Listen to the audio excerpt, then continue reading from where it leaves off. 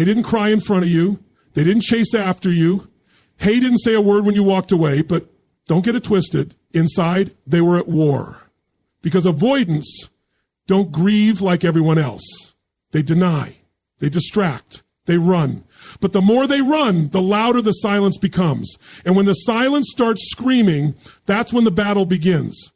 You think they forgot about you? You think they don't care because they're not calling you at 2 a.m.? You think they've moved on because they're not posting sad quotes or begging for a second chance? You think their silence is proof that you never mattered? But let me shake you awake. You're watching someone lose their mind quietly. You're witnessing the emotional chaos of someone who doesn't know how to process love, let alone loss. Avoidants don't miss you loudly. They miss you in torment, behind locked doors, behind forced smiles, behind fake I'm fine texts, while they're mentally stuck in 1,000 moments where they should have said something, should have done something, should have chosen you, but didn't. You see, an avoidant doesn't grieve with tears, they grieve with detachment. And that's where most people get fooled. Most people expect pain to look loud, to look messy, to look like breakdowns, to look like apologies, to look like please come back. But avoidants are wired to survive by suppression. When they miss you, it doesn't look like heartbreak on the outside. It looks like indifference, cold, quiet. But inside, they're drowning in the very thing they can't say out loud. Because to admit they miss you would mean peeling back a layer of their armor they've worn for years. It would mean facing the vulnerability they've been trained to fear. And so what do instead? They pretend. They distract themselves with surface level connections. They act like nothing's wrong. They post stories with people they don't even like. They stay busy. But at night when no one's looking, when the noise fades and the phone stops buzzing, that's when it hits. That's when the battle begins. They'll scroll through old messages. They'll hover over your name on their phone. They'll open your chat and then close it. They'll look at pictures of you and remember what they never said. And instead of reaching out, they'll self-destruct internally. They think staying silent protects them. They think shutting down helps them win the war inside. But here's the truth that crushes them night after night. They're not protected. They're trapped in pride, trapped in regret, trapped in a cycle of what if and if only. They know they pushed away something real. They know you were patient. They know you were consistent. They know you tried. They just didn't know how to receive it. Because for an avoidant, love feels threatening. Closeness feels like danger. And the minute they felt themselves caring too much, they ran. Not because they didn't love you, but because they didn't know how to love you. But don't be fooled. They feel everything. They remember your laugh in the middle of a crowded room. They hear your voice in the silence. They wonder if you're thinking about them too, but they stay frozen because admitting they miss you isn't just hard, it's humiliating to them. It exposes them. And avoidants fear exposure more than loss because in their world, emotions are weakness and needing someone is the ultimate risk. But here's what no one tells you. Missing someone silently is torture. It's slow, it's constant, it's invisible to the world, but loud in the soul. So while you're healing, while you're rising, while you're rebuilding, they're fighting themselves. Every single day. They see something that reminds them of you and it hits like a truck, but they don't text. They want to reach out, but they overthink it into paralysis. They play it cool, but inside they're screaming. Because the truth they'll never admit is this. They didn't expect you to really walk away. They thought you'd always be there. They thought your heart would always stay open. They thought their silence was a game they could win. But what they didn't see coming was you choosing peace over chaos. You choosing clarity over confusion. You choosing self-respect over silent suffering. And that broke them in a way they can't talk about because they thought they had time. They thought they could run from their feelings and still have you waiting. They didn't know you were strong enough to love them and leave. And now the quiet is louder than ever. They wake up and you're not there. They check their phone and your name's gone. They try to replace you, but no one feels like home because you were never just a person. You were the experience. You were the mirror. You were the place their soul actually felt safe, and they destroyed it. And now they missed you in the worst way possible, silently. No closure, no second chances. A storm in their chest they can't speak about. 1,000 words stuck in their throat. A love story they turned into a ghost story because they never knew how to stay. And maybe they'll never say it. Maybe they'll never come back. Maybe their silence will win the battle on the outside. But on the inside, they already lost. They lost the one person who looked past the armor, who stayed when it was hard, who offered real love, and they traded it for silence. So don't mistake their calm face for peace. It's not peace. It's pressure. It's weight. It's an avalanche of unspoken emotion. And the truth is, they're not fine. They're not okay. They miss you more than they can handle, but they'll suffer quietly because that's the only way they've ever known how to love until it's gone and they're alone. And silence is all they've got left forever.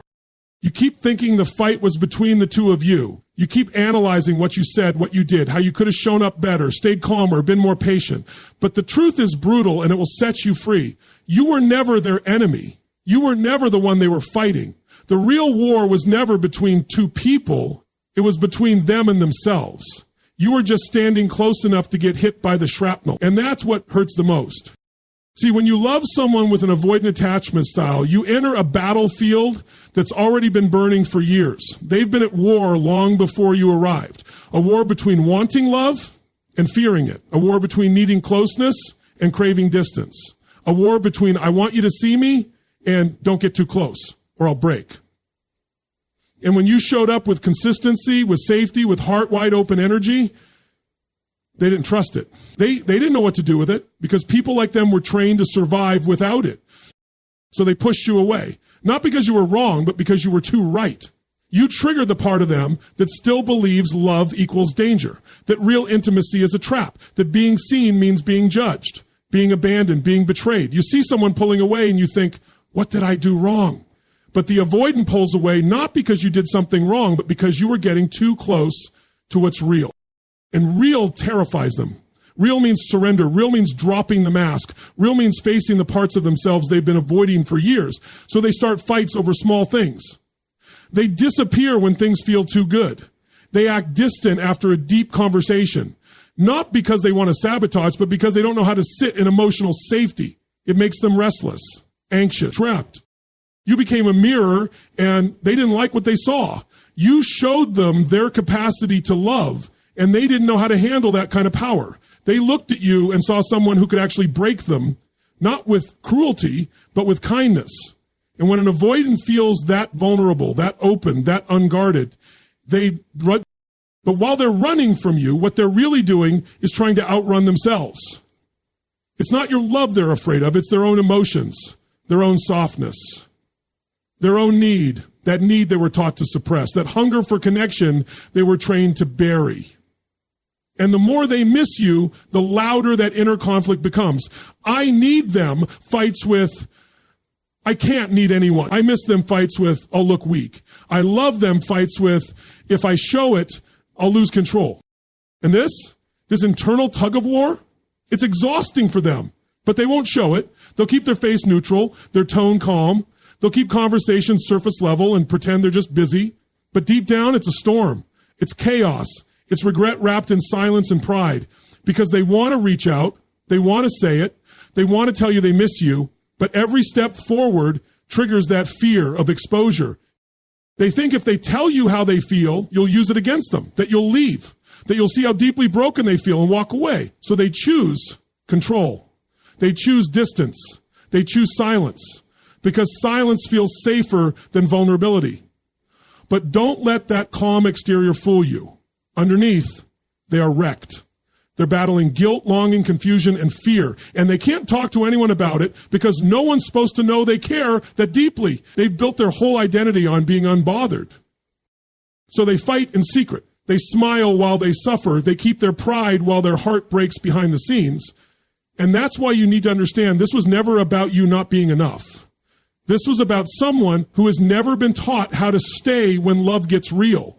Someone who was never taught how to regulate emotional intimacy. Someone who grew up believing distance equals safety and love equals pain. And yes, they are hurting, but so are you. You were on the receiving end of their unhealed story. You were the casualty of a battle they should have fought long before you came into the picture. And you need to stop thinking it's your job to help them finish it. You need to stop trying to be the solution to a war they're still denying even exists. Because what you brought was clarity, consistency, love, depth. You showed them the possibility of connection. You cracked open their world and said, here, this is what it looks like to be seen, to be safe, to be held without fear. And that, for them, was too much. Not because it wasn't beautiful, but because it was foreign. But don't think for a second they're fine. But don't think for a second they're not feeling it. Just because they don't say it doesn't mean they're not fighting it. Every day they stay silent is another day they lose a piece of themselves to fear. Every day they stay away is another day of internal punishment, of mental reruns, of emotional paralysis. You don't see it, but it's there. They may win the battle of silence. They may win the war of who reaches out first. But deep inside, they know. They know they didn't just walk away from someone. They walked away from healing, from growth, from the kind of love that could have changed everything if they had the courage to receive it. And they can try to hide it behind distractions, fake smiles, and temporary highs. But the war doesn't end just because they left. It follows them. It chases them into the quiet moments, into the spaces where your absence feels like a scream, into the corners of their mind where they wonder, what if I had stayed? What if I had opened up? What if I had faced it? That's the war. That's the real battle. It's not about you versus them. It's about them versus their own fear. Them versus their capacity to love. Them versus the voice that told them love isn't safe. And the hardest part to accept, you couldn't win that war for them. You weren't the soldier in that fight. You were the reason to fight, but they weren't ready. And now they carry that regret in silence. You think they forgot about you because they're not saying your name. You think they've erased you because there are no signs, no messages, no calls, no breakdowns. But let me tell you something that'll shock you to your core. You are still living in their head every single day. You are embedded in their memory like a scar they pretend not to feel. Avoidants don't forget, they bury. And buried is not the same as gone. Bury is what they do to survive. Bury is what they do when their heart is on fire and their brain screams, shut it down. And so they don't cry in front of people. They don't write sad love letters. They don't show the world the ache. What they do is compartmentalize. They shove your memory into a box they think they've locked shut. But every time they walk into a place you both laughed in, every time they hear a song that played in the background when you danced around the kitchen, every time they see something they would have texted you about, that box explodes open and it hits them like a wave. But they don't tell anyone. They sit there and pretend it didn't happen. They act like they're fine because avoidants have mastered the art of emotional amputation. Cut it off before it bleeds. Cut it off before it matters. But guess what? You mattered. They remember. God, they remember everything. The way you looked at them when they were quiet. The way you touched them when they were tense. The way you gave without keeping score. The way you made them feel like they didn't have to be perfect or cold or guarded. They remember the way you made home feel like a person. But they don't know how to process that kind of power because feeling that deeply terrifies them. And when they miss you, they don't reach out. They retreat. They replay. They obsess. They go over everything in their head like a puzzle they can't solve because reaching out would mean risk. It would mean vulnerability. And they've spent their entire life building walls to avoid that very feeling. So instead of calling you, they scroll your page. Instead of texting you, they ask mutual friends how you're doing. Instead of saying, I miss you, they sit in silence and hope the universe punishes them enough to feel better. They see your growth and it shakes them. They see you healing, glowing, laughing again, and a part of them breaks. Because they thought you'd always orbit them. They thought your world would stop spinning when they left. And now they're watching you rise from the ashes they left behind, and it makes them feel things they don't know how to name. Guilt, longing, regret. And beneath it all, grief. They are grieving you in silence. And silent grief is the loudest kind, because there is no closure, there is no final goodbye, just echoes, just shadows, just moments they can't outrun. They wear this grief like a hidden weight. They carry it through every new connection, every fake laugh, every empty conversation, because nothing hits like the one you pushed away on purpose. And people around them won't know. People will think they've moved on, but they haven't. They've repressed. And there's a difference. Repression looks calm on the outside, but inside, it's chaos. It's insomnia. It's those 2 a.m. moments where they stare at the ceiling and wonder why they ruined the only thing that ever felt real. It's the dreams they wake up from in a cold sweat. Dreams where you were still there. Dreams where they finally said what they couldn't say in real life, but when they wake up, you're gone. And the silence hits all over again. They think about the times you forgave them when they didn't deserve it. The times you softened when they were cold. The times you stayed when every part of you wanted to walk. And it kills them because they know you were rare. They didn't just lose a lover. They lost an anchor. They lost the one person who made them feel like they could finally take off the mask.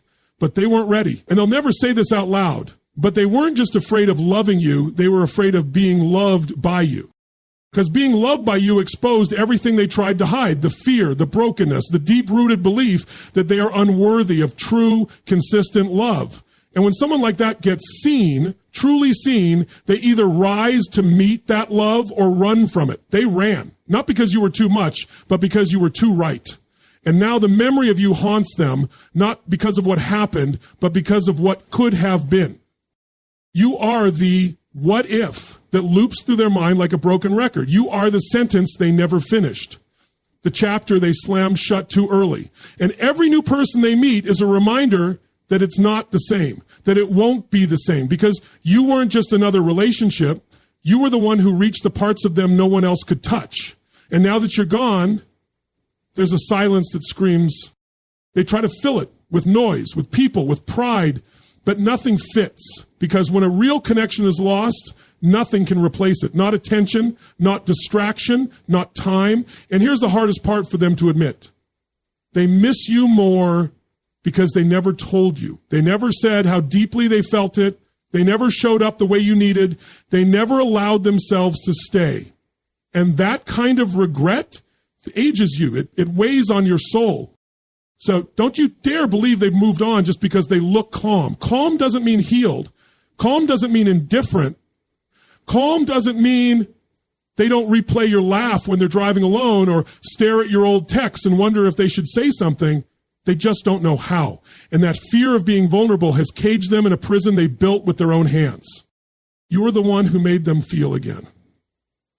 And that feeling didn't vanish. It got buried, but buried things grow roots. And one day, that silence will become unbearable. That memory of you will rise like smoke they can't put out. And they'll have to face it. Whether they do it with you or alone. Because you never truly leave someone like that. You become part of their internal landscape. Part of their story. And while they may never speak your name again, it will echo in every moment they wish they had loved better, shown up stronger, and chosen to stay when it mattered most. You think they're emotionless because they didn't cry. You think they never cared because they didn't chase. But what if I told you this? Avoidants grieve privately, violently, and silently. Not in front of people, not with tears and declarations and second chances. They grieve in isolation. They grieve in the worst way imaginable by pretending they don't. And that is the hell they live in after they lose someone who loved them for real. See, when most people hurt, they talk about it, they seek comfort, they vent, they unravel in front of others. But avoidants, they do the opposite. They go into lockdown. Their world goes quiet. Their faces stay calm. Their voices stay level. But inside, it's a wreckage. A full-blown emotional collapse happening behind locked emotional doors. You want to know what happens when an avoidant misses you?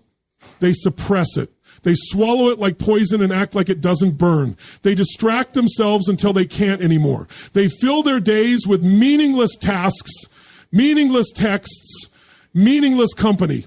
Because your absence is too loud to sit with, and still they won't say a word. Not to you, not to anyone, because silence is their only protection. They don't process emotion in real time. They delay it, they deny it, and they bury it 6 feet deep under pride and fear and control. And here's the brutal truth. They don't grieve you like you grieved them. They don't sit with photos and cry into pillows. No, they grieve you when something random hits them 3 months later, when they pass your favorite place, when they smell your scent in a crowd, when they hear a song that used to play during your late night conversations. Boom, instant wave of grief. But even then, They won't talk about it. They'll swallow it. Again, and you need to understand why. It's not because you didn't matter. It's not because they don't feel. It's because feeling makes them panic. They were never taught how to feel safely. Emotions to them are wildfires, unpredictable, dangerous. So when they lose someone they actually loved, it's not just sadness they feel, it's terror. And instead of facing that terror, they numb it. They rationalize. They tell themselves you would have left eventually, that it wasn't real, that they're better off alone, that you were the problem, because if they admit you weren't, then they have to admit they let something real die. And they carry that truth like a silent infection. It seeps into their confidence, into their sense of self, into their ability to connect again, because even if they start something new, it's not clean, it's not whole, it's not present, because you are still there. You, the one they didn't fight for. You, the one who saw the real them. You, the one who stayed longer than anyone else ever did. And the grief becomes a ghost that haunts every future connection they try to build. It becomes this permanent echo reminding them of who they couldn't be when it mattered. And the worst part, no one sees it. Everyone thinks they've moved on, that they're over it, because avoidants grieve behind locked doors. They perform normalcy. They put on the show. They go to work. They post on social media. But at night, when the world is quiet, that's when the grief comes crawling in. That's when your name shows up in the silence. That's when they rehearse conversations they'll never have. That's when they miss you so badly it feels like a hole in their chest, but they still won't reach out. Because reaching out would mean exposure, vulnerability, humility, and their pride is stronger than their pain. But let me be clear, it's not peace they're living in, it's paralysis, emotional numbness, a kind of internal shutdown that looks calm but feels like death. Because when someone like that finally lets love in, even just a little, and then loses it, it doesn't just hurt. It shakes their entire foundation. It makes them question everything they believe about themselves, about love, about connection. They don't talk about it, but they think about it constantly. And their grief, it's not one big dramatic breakdown. It's death by 1,000 memories. It's that sudden thought of you at the grocery store. It's seeing someone with your laugh. It's hearing your favorite show and remembering how you'd binge it together on lazy Sundays. Little moments, tiny daggers, all day long, and every time it hits, they push it down. They say nothing, but it builds, and one day it will explode. Not in front of you, not even out loud, but inside where it matters most. Because what they lost wasn't just a person. It was safety. It was depth. It was the chance to finally break the cycle, to finally unlearn the fear, to finally experience love that didn't demand perfection, performance, or detachment. And they know it. Even if they never admit it, they know it. And still they sit in silence, not because they don't want to speak, but because they don't believe they're allowed to anymore. They burned the bridge and watched you walk away. And as much as they miss you, they don't know how to rebuild what they destroyed. They don't know how to say, I'm sorry without collapsing. They don't know how to say, I love you without shaking. So they don't say anything. And that silence, that's their grief. That's the sound of everything they lost. That's the sound of every feeling they refused to feel when you were right there holding space for them. And now it's too late. Now they grieve you in secret, in bits and pieces, in sleepless nights, in stolen glances at your old photos, in sentences they write but never send, in fantasies where they finally open up but never actually do. Because grieving in silence is the only thing they've ever known. It's how they survived before you, but survival isn't the same as healing. And one day they'll have to choose, keep grieving in silence or finally speak.